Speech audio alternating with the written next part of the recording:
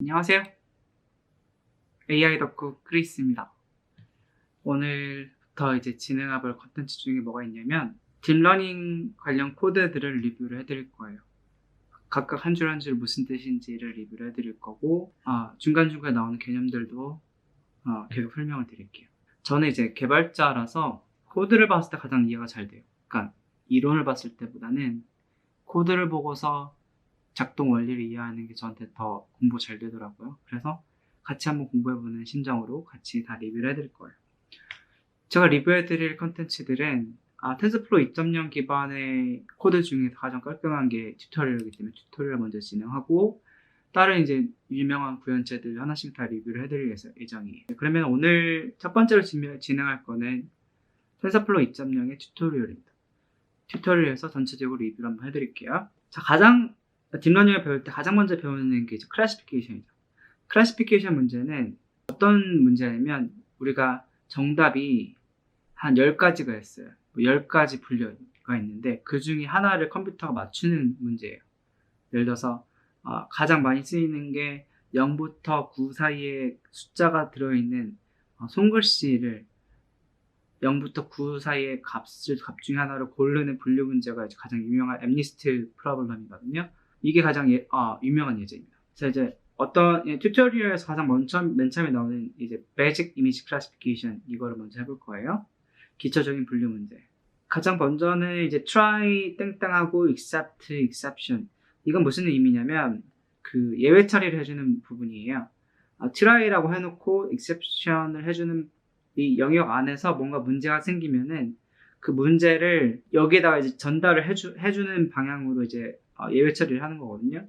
TensorFlow 언더바 버전 2.x라는 명령을 쳤죠. 이거를 할 때 exception을 쳐준 거는 왜냐면 이 구문 자체가 구글에서 만든 콜럽에서만 쓰이는 문법이거든요. TensorFlow 2.0 버전의 환경을 띄워달라는 요청인 거고요. 이걸 요청하면은 텐서플로우를 임포트를 하면 무조건 2.0 버전의 텐서플로우가 로드가 됩니다. 여기서 이제 해당 블럭을 실행을 시켜줄 수가 있는데요. 이건 어떻게 하냐면은 선택항 실행 아니면 뭐 초점이 맞춰진 셀 실행 이런 식으로 이제 실행을 할 수가 있어요. 예를 들어서 저는 맥을 쓰는데 맥에서는 커맨드 엔터를 누르면 이제 실행이 돼요. 시프트 엔터를 누르면 이제 그 다음 셀로 넘어가면서 실행이 되고요. 그래서 이제 저는 Shift 엔터를 치는데 Shift 엔터를 치면 이렇게 그 다음으로 진행하죠. 자, 여기서 첫 번째로 나오는 이 부분이 뭐냐면 from future import absolute import division print function 이거는 뭐냐면 우리가 파이썬 공부를 하시다 보면 아시겠지만 TensorFlow 버전 2가 있고 3가 있어요. 2 같은 경우에는 문법 조금씩 달라요. 근데 대부분 요즘은 스텝 파이썬 3를 쓰거든요. 근데 파이썬 3의 예제가 파이썬 2에서도 잘 동작하도록 이제 보정을 해주는 이제 코드라고 보시면 돼요. 이걸 임포트를 쫙 해주면은 그럼 호환성을 좀 최대한 맞춰줍니다. 자, 그러면 이제 텐서플로우를 이제 임포트를 할 텐데 일반적으로 텐서플로우를 그대로 임포트를 하지 않고 tf라는 축약어를 쓰게 해요. 임포트를 한 다음에 텐서플로우 한 다음에 as tf라고 하면은 이 라이브러리 이름이 tf라고 축약어를 쓸 수 있게 돼요. 그래서 나중에 이제 tf.tensorflow 버전 이런 걸 하면은 플램을 안 써도 되니까 조금 편해지죠. 그래서 이제 대부분 많이 쓰이는 라이브러리 numpy 같은 것도 이제 np라고 임포트를 하죠. 그 다음에 이제 텐서플로우에서 keras-라는 모듈을 임포트를 하는데 예전에 1.0 버전 때는 텐서플로우의 keras-는 약간 부수적인 라이브러리였는데 이제 2.0 때에서는 keras-가 핵심 라이브러리로 바뀌었어요. 모듈로. 그래서 대부분의 이제 비기너 튜토리얼을 보면 다 keras-로 구현이 되어 있거든요.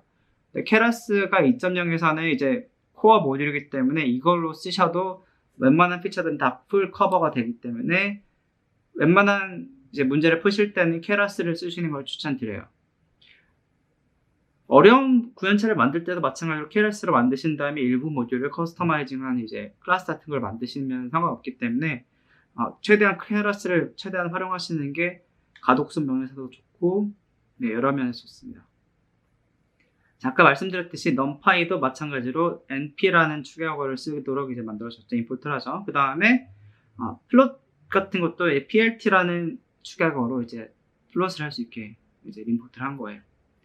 보시면 TF 버전을 찍어 보시면은 2.1.0으로 임포트가 됐죠. 이거는 이제 앞에서 이제 2.0대로 라이브러리를 로드하라는 명령어를 했기 때문에 이게 2.1.0이 로드가 된 거죠. 이걸 안 해주고 하면 아마 1.15가 뜰 거예요. 이걸 안 해주고 하면. 데이터셋을 이제 불러올 텐데, 제가 말씀드렸던 이제 앱리스트 같은 경우에는 0부터 9 사이의 숫자의 손글씨라고 했는데, 손글씨 너무 식상하니까 패션 데이터로 10개의 옷 중에 하나를 맞추는 문제로 이제 하나 데이터셋을 만든 거예요. 이거는 교육용으로 만든 거죠.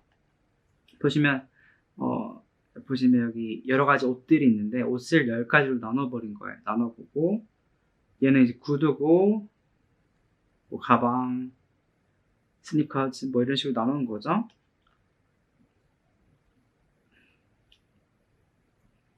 근데 이제 손글씨는 너무 쉬우니까 좀 더 어려운 문제, 앱리스트보다는 좀 더 어려운 문제, 패션 앱리스트라는 문제. keras.datasets fashion 앱리스트 이건 뭐냐면 keras에서 이제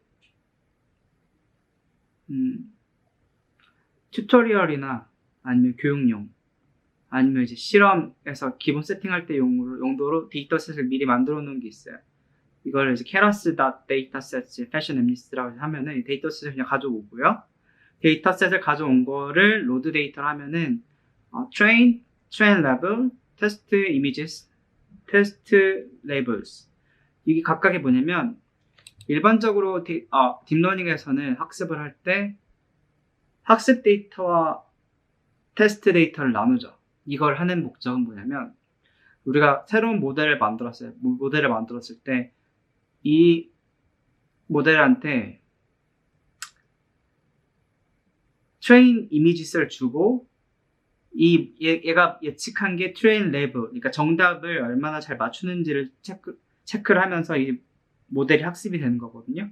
그러니까 여기 보면은 트레인 이미지와 트레인 레이블스로 이 모듈이 학습이 돼요. 그러니까 딥러닝 모델이 학습이 되고, 근데 이 학습 데이터로만 이제 이 모델을 학습을 시키면 얘가 학습 데이터를 다 외워버려요. 일반적으로. 그걸 이제 오버피팅이라고 하는데, 이게 이제 우리가 원하는 건 이 모델이 학습 데이터만 잘하는 게 아니라 새로운 데이터가 주어졌을 때도 잘하고 싶은 거잖아요. 우리 예측 모델을 만드는 거는.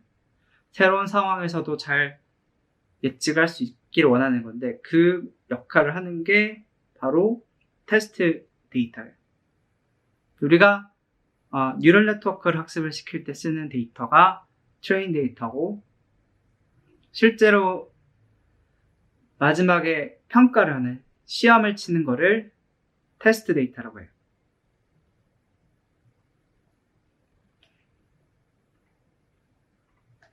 네, 그래서 우리가 일반적으로는 트레인과 테스트 데이터를 나누고요. 학습을 시킬 때는 트레인 데이터만으로도 학습을 시키고 테스트 데이터로는 마지막에 얼마나 성능이 좋은지를 이제 평가를 하는 기준으로 테스트 데이터를 사용합니다. 그래서 이제 초보자분들이 가장 많이 실수를 하시는 게 트레인 데이터로 예측값이 엄청 잘 나와요. 예를 들어서 99.9%의 정확도가 나와요. 일반적으로 그거는 모델의 99.9%를 잘하는 게 아니라 학습 데이터를 99.9%만큼 외워버린 거예요. 그렇기 때문에 테스트 데이터로 평가를 하지 않은 상태에서는 그 모델이 좋다고 할 수가 없는 거죠. 그렇죠? 이거를 로드를 한번 해볼게요. 로드를 한번 해보고 그럼 이제 데이터셋에서 이 데이터를 받아오죠. 받아오면은 이 레이블이 10가지가 있잖아요. 티셔츠, 트라우저, 프로볼, 드레스 이런 10가지 옷들이 있는데 이거를 이제 우리가 이제 프로그래밍을 공부해 보면은 펑션 같은 걸 만들죠. 펑션을 만들 때 인풋 값이 있고 아웃풋이 있죠. 인풋 값이 있고 아웃풋이 있는데 여기서의 함수의 아웃풋은 0부터 9 사이의 숫자예요. 그러니까 티셔츠라고 예측을 하면 0이라는 값을 가져오고 얘가 딥러닝 모듈이 이건 드레스다. 그럼 3이라는 값을 뽑아내겠죠. 그렇게 되고 각각의 클래스에 맞는 이제 클래스 이름을 여기다 적어 놓을게요. 트레인 이미지스의 쉐이프를 한번 볼게요. 이미지를 보시면은 우리가 일반적으로 이미지라고 하면은 JPG나 뭐 PNG나 이런 이미지 파일명을 생각하실 텐데 딥러닝에서는 이러한 이미지를 어떻게 하냐면 일반적으로는 3차원 배열로 만들어놔요. RGB 값으로. 어떤 식으로 나눠지냐면 픽셀 단위로 한 칸, 가로 사이즈, 가로 칸수, 세로 칸수 한 다음에 RGB 값 하나, 둘, 셋. 그러니까 예를 들어서 이미지 사이즈가 256이라고 하면은 256 그리고 깊이는 3인 3차원 텐서가 생기겠죠. 텐서. 자, 우리가 숫자가 하나만 있으면 스칼라, 두 개가 있으면 벡터, 세 개가 있으면 뭐죠? 아니다. 죄송해요. 숫자 하나만 있으면 0차원이죠. 0차원인 경우는 스칼라, 1차원 벡터, 2차원 행렬, 그리고 3차원인 경우에는 텐서라고 해요. 그리고 이미지 값은 텐서의 정보, 3차원 배열로 된 숫자들로 입력이 됩니다. 그리고 우리가 나왔을 때 나오는 결과 값은 이제 벡터 값이 되는데 그건 나중에 설명을 드릴게요. 트레인 이미지의 쉐이프를 보면은 이 텐서의 차원수가 나오죠. 이거 뭐냐면 6만 개의 이미지를 넣은 거예요. 6만 개의 이미지를 28x28, 그러니까 가로가 28, 세로가 28인 이미지 6만 개가 인풋 값으로 주어진 거예요. 학습 데이터로. 그 다음에 트레인 레벨스의 길이를 한번 볼까요? 트레인 레벨스도 정답이 6만 개가 있죠. 6만 개. 트레인 레벨스의 값을 한번 찍어보면 어떤 식으로 되어 있냐면 9, 0, 0 뭐 돼 있죠. 그러니까 28x28의 데이터가 들어오면은 정답은 9인 거예요. 첫 번째 이미지의 정답은 9. 9는 뭐예요? 100이죠. 100. 첫 번째 이미지의 정답은 100이죠. 가방. 테스트 이미지도 한번 보자. 테스트 이미지 쉐이프를 보면은 1000개의 이미지가 있고 28x28이 있어요. 그리고 테스트 데이터셋의 레이블을 보면은 10,000개의 데이터가 있고요. 그러면은 한번 전처리를 한번 해볼게요. 네트워크를 훈련시키기 전에 먼저 데이터를 전처리해야 돼요. 근데 많이 이제 물어보시는 게 공부할 때 네트워크 하는 것보다 전처리가 너무 코드가 복잡하다. 이거 좀 안 하면 안 되냐 이런 질문 하시는 분들도 있는데 일반적으로 데이터 전처리가 힘듭니다.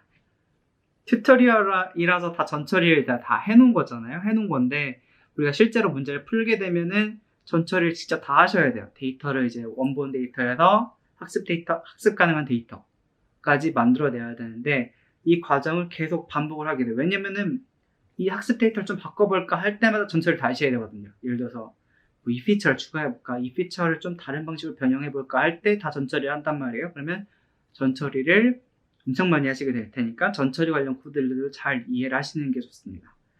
plt.figure 한 다음에 이미지 쇼 하는 건 이건 뭐냐면 트레인 이미지 중에 첫 번째 이미지를 한번 찍어보고 싶다 라고 하신 거예요. 보면은 plt figure 하면은 이미지 플롯을 하나 생성하겠다는 거고 이미지를 하나를 찍어보겠다고 한 거고 컬러바르라는 거는 뭐냐면 이제 여기 안에 들어있는 숫자값 있잖아요. 숫자값을 0부터 255까지의 스케일을 시각화를 한 거죠. 컬러바가 오른쪽에 있는 컬러바가 있고요. 그리드를 찍어주지는 않을 거죠. 이미지 깨질 테니까. 그다음에 쇼를 하면 이제 이미지가 나오게 됩니다. 그러니까 학습 대상 첫 번째 이미지를 이제 시각화를 한 거예요. 자, 그럼 그 다음에 뭐냐면 전처리를 하는데 이미지 사이즈에 0부터 255까지의 숫자가 있잖아요. 이거를 0부터 1 사이 값으로 바꿔줘요. 이걸 정규화라고 하는데 이거 왜 하냐면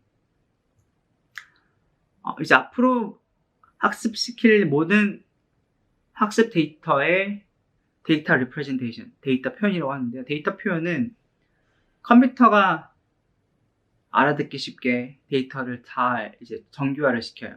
일반적으로는 민맥스 스케일이라고 0부터 1 사이의 값으로 바꿔주거나 아니면 정규 분포를 바꿔주는 표준 정규 분포를 바꿔주는 경우가 있어요. 예를 들어서 이제 어떤 데이터의 분포가 있으면 이거를 평균을 구할 수 있잖아요. 평균을 빼준 다음에 표준 편차로 나눠주면 그 해당 분포가 표준 정규 분포를 따르게 되죠. 그런 방식으로 데이터의 범위를 일정한 범위로 좀 줄여줘요. 이렇게 하면은 이제 어떤 값은 뭐 100만 단위도 있을 거고 억 단위도 있을 거고 어떤 건 1 단위도 있을 텐데 이것에 대한 피처의 중요성이 오히려 0부터 1 사이가 더 중요할 수가 있잖아요. 그러면은 이거를 같은 조건에서 데이터를 다 볼 수 있게끔 또 약간 처리를 미리 해주는 거죠. 중요도나 이런 걸 봤을 때. 그래서 일반적으로 수치형 데이터는 다 정규화를 해주신다고 보면 됩니다. 그래서 이미지를 보면은 원래는 255까지 숫자가 들어있을 텐데 이게 다 0부터 1 사이 값으로 바뀌었을 거예요. 한번 중간에 넣어볼까요? train images를 한번 찍어보면은 중간에 있는 데이터들이 0이 많이 들어있네요. 아무튼 뭐 그렇습니다. 피규어를 한번 찍어볼게요. 피규어를 이제 하나 10개 이건 뭐냐면 플롯을 할 건데 총 100개의 이미지를 찍어볼 거예요. 근데 이제 한 줄에 한번 찍어보면은 5x5네요. 5x5 그러니까 한 줄에 5개씩 찍어볼 거고 트레인 이미지스가 이제 0부터 24까지가 찍히게 돼요. 이 포문 같은 경우는 레인지를 하게 되면은 0부터 25 마이너스 1까지 그러니까 0부터 24까지 i가 돌아가면서 한번 찍히게 되는 거고요. 네.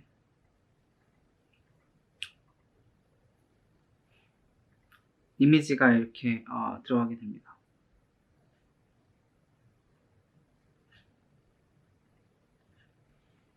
자, 그러면 이제 대충 어떤 식으로 데이터가 들어있는지 봤으니까 이제 그러니까 레이어를 만들어 볼 거예요. 레이어를 엄청 간단한 걸 만들어 볼 텐데 인풋 때는 이미지의 사이즈가 28x28이죠. 28x28을 플래트는다는 건 뭐냐면 28x28을 한 줄로 길게 늘어뜨린다는 거예요. 늘어뜨리고 이거를 28x28 뭐죠? 계산하면 28 곱하기 28 하면은 784개의 숫자들로 바뀌어요. 이미지가 한 줄로 쭉 길어지게 되면은 이거를 128의 숫자로 레이어를 거치게 되고 그 다음에 10자리 숫자로 거치게 돼요. 그러니까 대충 막대기가 쭉 있고 그 다음에 첫 번째 막대기가 784, 그 다음에 두 번째 막대기가 128, 그 다음에 세 번째 막대기가 10짜리 숫자들로 생긴 네트워크가 생기게 되는 거죠. 그러면 이제 만들어 보면은 레이어를 일반적으로 이런 모델은 뭐냐 fully connected 레이어라고 해요. 그냥 히든 레이어가 하나 있는 이제 fully connected 레이어죠. 네, 이런 식의 간단한 모델도 상당히 잘 맞추는 편이에요. 일반적으로 문제를 풀 때. 모델.compile 하면은 옵티마이저는 아담이라는 옵티마이저를 쓰고 로스 펑션은 스파르스 카테고리컬 크로스 엔트로피를 쓰고 매트릭은 이제 accuracy, 정확도를 매트릭으로 해요. 크로스 엔트로피 같은 경우에는 우리가 10개의 숫자가 마지막에 나오게 되는데 10개의 숫자와 정답 사이의 차이를 말해요. 그러니까 여기서 마지막에 나오는 이제 소프트맥스 레이어 같은 경우는 소프트맥스를 거치게 되면 이 10개의 칸에 들어있는 숫자들의 합이 다 1이 돼요. 그럼 이게 확률 분포라고 볼 수 있죠. 확률 분포처럼 되면은 이 10개의 확률 분포랑 정답의 확률 분포가 있단 말이에요. 정답의 확률 분포는 0, 1, 0, 0, 0, 0 이렇게 돼 있죠. 근데 여기서 나오는 이제 확률 분포는 0.1, 0.2, 뭐 0.8 이런 식으로 돼 있단 말이에요. 이거 두 가지의 확률 분포를 비교를 한 거가 이제 크로스 엔트로피고 크로스 엔트로피가 낮을수록 정답을 잘 맞추는 거예요. 근데 이건 우리는 이제 분류 문제를 풀고 있으니까 어큐러시를 주로 일반적으로 보죠. 예를 들어서 10개 중에 잘 맞춘 게 8개면은 정확도가 80%겠죠? 80%. 근데 일반적으로 어큐러시를 이제 로스 펑션을 잡지는 않고 그냥 이런 콜스 엔트로피를 많이 쓰게 됩니다. 또 많이 물어보시는 게 아담을 왜 쓰냐, 굳이 왜 아담을 쓰냐 하는데, 아담이 일반적으로 잘 돼요. 잘 되고, 그러니까 일반적으로는 이런 옵티마이저들도 여러 가지 버전들이 있는데, 우선은 대표적으로 많이 쓰이는 옵티마이저들 위주로 많이 쓰시다가 나중에 성능 개선을 하시고 싶으시다고 하실 때 새로운 거를 시도를 해보시는 걸 이제 추천드려요. 우선은 이제 기본적으로 해당 모델이 잘 이제 동작하는 옵티마이저들을 이제 연구하시는 분들이 다 이제 조금 만들어 놓거든요. 그러니까, 그리고 나중에 이제 오토멜 같은 거 라이브러리를 활용해가지고 가장 좋은 옵티마이저들 찾아보시는 걸 추천드리고요. 자, 그 다음엔 model.fit이라는 거 함수를 실행시키면 이 학습 데이터로 5번의 에폭만큼 학습이 진행이 됩니다. 여기서 에폭이라는 건 뭐냐면 한 에폭은 전체 학습 데이터를 한번 다 훑어보는 걸 학습을 시키는 걸 에폭이라고 하고요. 근데 학습 데이터를 한번 학습을 시킬 때 여러 스텝으로 나눠요. 한 번에 다 볼 수가 없잖아요. 그럼 이만큼 한 스텝 거쳐서 한 에폭이 되고요. 네, 그럼 총 5 에폭이 되는 거죠. 그 다음 이제 제가 말씀드렸던 게 학습 데이터와 테스트 데이터로 나눈다고 그랬죠. 테스트 데이터로 나눠지는 건 뭐냐면 이 테스트 이미지와 라벨, 그러니까 테스트 데이터의 인풋 값이랑 정답을 알려주고 이 두 개의 로스와 어큐러시를 알고 싶어요. 이 두 가지가 나오는 이유는 뭐냐면 여기서 모델 컴파일을 할 때 로스 값을 설정을 했죠. 로스 값이 여기서 나오는 로스 값이 나오겠죠. 그럼 뭐가 나오겠어요? 스파르스 카테고리컬 크로스 엔트로피가 로스 값으로 나올 거고 매트릭은 어큐러시가 나오죠. 두 가지 결과 값이 같이 나와요. 그러면은 정확도가 87.23%가 되겠죠. 네, 로스 값도 한번 찍어볼까요? 테스트 언더바 로스 찍어보면은 로스 값이 이제 이런 식으로 나와요. 크로스 엔트로피가 나와요. 네. 자, 그 다음에 model.predict test images를 하는데 이건 뭐 학습 데이터, 학습 이미지, 그러니까 28x28 이미지 10,000개 여기 넣어주면은 10,000개 예측 값이 나올 거예요. 10,000개 프레딕션 값이 나오면은 보시면은 한번 찍어볼까요? 보면은 왜 프레딕션 하는데 이런 이상한 숫자들이 막 나오잖아요. 이건 뭐냐면 제가 아까 말씀드렸던 것처럼 소프트맥스 레이어의 출력 값이에요. 확률 분포가 나오는 거죠. 자, 보면은 분류 문제는 마지막 네트워크 레이어의 마지막 부분이 확률 분포가 돼서 여기서 가장 큰 값이 해당 클래스라고 이해하시면 돼요. 그래서 여기서 mp.argmax라는 이제 함수가 있잖아요. 이건 뭐냐면 10개의 숫자 중에서 가장 큰 숫자를 뽑아주는 게 argmax 함수예요. argmax 함수를 한번 찍어보시면은 이 10개의 숫자 중에서 가장 큰 숫자가 뭔지를 알려줘. 9라는 게 나오죠. 그죠? 그러면 실제로 테스트 레벨의 0번째를 찍어보면은 9죠. 그쵸? 그럼 정답을 맞춘 거죠. 그쵸? 그러니까 argmax라는 거는 확률 분포에서 가장 큰 값을 뽑아주는 함수예요. 그 다음 여기 정답을 맞춘 거죠. 정답을 맞췄을 때는 여기서 마지막에 나온 이 10개의 숫자들의 그래프가 이 확률 분포를 말해요. 확률 분포이고 나머지 애들은 이렇게 낮은 값으로 있죠. 13번째 이제 이미지를 한번 예측을 해볼 텐데 13번째 이미지를 보면은 얘는 잘못 맞췄죠. 그러니까 이게 정답이라고 예측을 했는데 실제로는 정답은 이 파란색이죠. 이런 식으로 예측을 한 거예요. 확률 분포를 이렇게 찍어 본 거고 그래서 이제 각각 이미지별로 잘 맞췄는지 파란색이 이제 정답을 맞춘 것에 대한 이제 확률 분포죠. 이거는 틀린 거고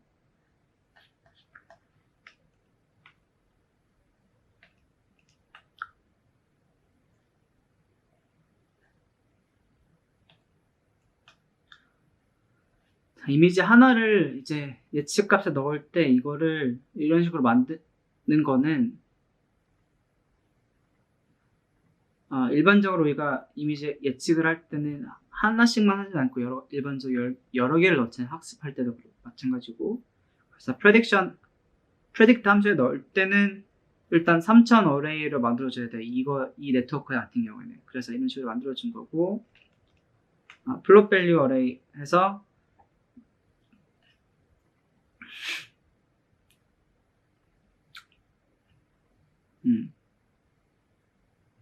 해당 이미지에 대한 예측을 한번 뽑아보고, 클래스 네임 밑에 찍어준 거죠. 그래서 앵클부츠 가장 큰 거로 이제 표시가 됐죠. 마찬가지로 모델 앱은 9고요.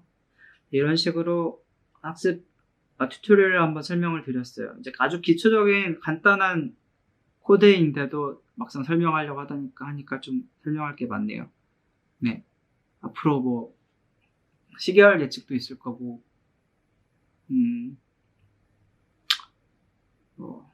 개인 같은 것도 있을 거고, 여러 가지 코드들을 리뷰를 해드릴 거예요. 리뷰를 해드리면서 중간중간 나오는 개념들에 대해서 설명을 드릴게요. 저 같은 경우는 코드를 리뷰를 하는 게 가장 공부가 많이 되더라고요. 그래서 저랑 같이 공부를 했으면 좋겠어요. 그리고 제가 스터디파이에서 텐서플로우 2.0 강의를 하고 있는데요. 이거 저는 이제 조금 공부 양이 좀 많아요. 빡세게 진행하는 편이고 좀 많이 암기를 시키는 편입니다. 그래서 텐서플로우 2.0에 대해서 공부하고 싶으신 분은 스터디파이에서 이제 2.0 단기 집중 과정 같이 참여해 주시면 좋을 것 같아요. 그래서 텐서플로우 2.0 그리고 딥러닝 관련된 튜토리얼 관심 있으시면 좋아요, 구독 눌러주시고요. 별로 도움이 안 되셨다면 싫어요 눌러주시면 감사하겠습니다.